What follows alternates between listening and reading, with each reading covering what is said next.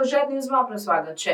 નર્મદા જિલ્લાના રાજપીપળાના ઐતિહાસિક હરસિદ્ધિ માતાના પ્રાગટ્ય દિવસની ઉજવણી નિમિત્તે ભવ્ય શોભાયાત્રા નીકળી। નર્મદા જિલ્લાના ઐતિહાસિક રાજપીપળા ખાતેના હરસિદ્ધિ માતાજીનો ઉત્સવ તારીખ 16 અને 17ના રોજ પ્રાગટ્ય દિવસની ઉજવણી નિમિત્તે ભવ્ય શોભાયાત્રા યોજાઈ હતી, જેમાં બપોરે 3:30 કલાકે હરસિદ્ધિ માતાના મંદિરે મોટી સંખ્યામાં ભક્તો દ્વારા દર્શન, પૂજા અને આરતી કરીને ભવ્ય શોભાયાત્રા ઢોલ, નગારા, બેન્ડ વાજા અને માની રથમાં નગર સવારી શોભાયાત્રા નીકળી હતી, જેમાં સાંસદ મનસુખભાઈ વસાવા અને ધારાસભ્ય ડોક્ટર દર્શનાબેન દેશમુખ અને મંદિરના ટ્રસ્ટી, ભક્તો, બહેનો, યુવાનો મોટી સંખ્યામાં હર્ષોલ્લાસ અને ગરબે ઘૂમી માની ભક્તિભાવપૂર્વક શોભાયાત્રા કાઢી હતી।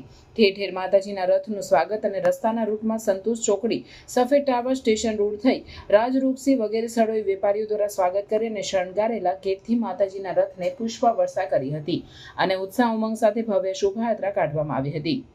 નગરજનો દ્વારા ઠેર ઠેર ભાવિક ભક્તો માટે ઠંડા પાણીની પરબ, સરબત, છાશ વિતરણ કરવામાં આવ્યું હતું। આવતીકાલે તારીખ 17મીએ માતાજીનો પ્રાગટ્ય દિવસ યોજવામાં આવશે, જેમાં નવચંડી યજ્ઞ સવારે 8 કલાકે, 10 કલાકે અન્નકૂટ દર્શન, સાંજે 5:30 કલાકે શ્રીફળ હોમવાની વિધિ, સાંજે 6:30 મહાપ્રસાદી અને રાત્રે 8 કલાકે ભવ્ય ગરબાનું આયોજન કરવામાં આવ્યું છે। આ ભવ્ય ઉજવણીમાં જાહેર જનતાને ભક્તોને પધારવા માટે શ્રી હરસિદ્ધિ મંદિર રાજપીપળા દ્વારા હાર્દિક આમંત્રણ પાઠવવામાં આવ્યું છે।